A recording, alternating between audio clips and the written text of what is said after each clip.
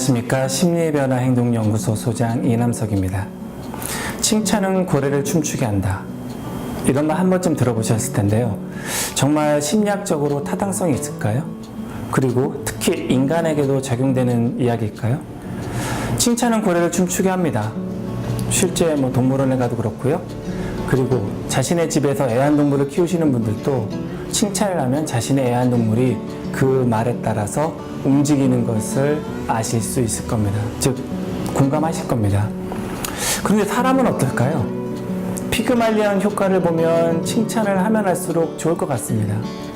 그런데 만약 어떤 사람이 저에게 원미처럼 생겼다며 칭찬한다면 제가 춤을 출까요?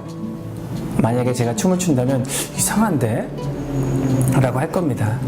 인간은 동물보다 복잡합니다. 일단 인간은 자기 자신의 모습이 어떻다라고 하는 자아상이라는 것이 있습니다. 그래서 자아상과 차이가 많이 나는 칭찬은 오히려 부정적으로 판단합니다.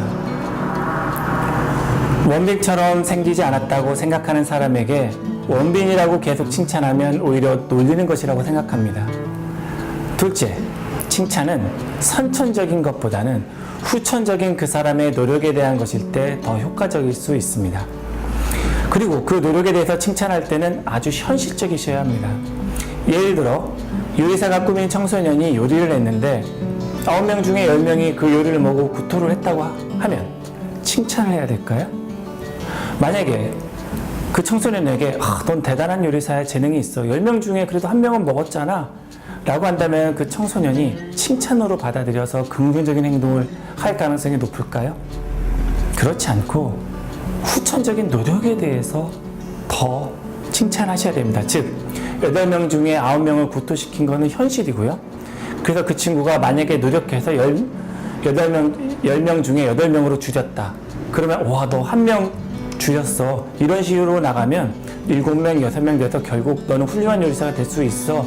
그런 가능성이 있어 라고 칭찬하셔야 됩니다. 즉 그냥 막연하게 잘 될 거야, 좋아 라고 칭찬하는 것이 아니라 이렇게 현실적으로 그 사람의 노력에 대해서 칭찬했을 때 효과적으로 될 수 있습니다. 그리고 칭찬의 빈도도 문제가 됩니다. 너무 잦은 칭찬을 하시면 그 칭찬을 당연하게 받아들이게 됩니다. 오히려 칭찬을 하지 않으면 이게 뭐지? 라고 하면서 처벌을 받았다고 생각하면서 토라지거나 어차피 칭찬도 못 받을 건데 해서 아예 자신의 일을 하지 않을 수도 있습니다. 칭찬은 정확히, 그리고 정확히 할 때에 효과가 있습니다.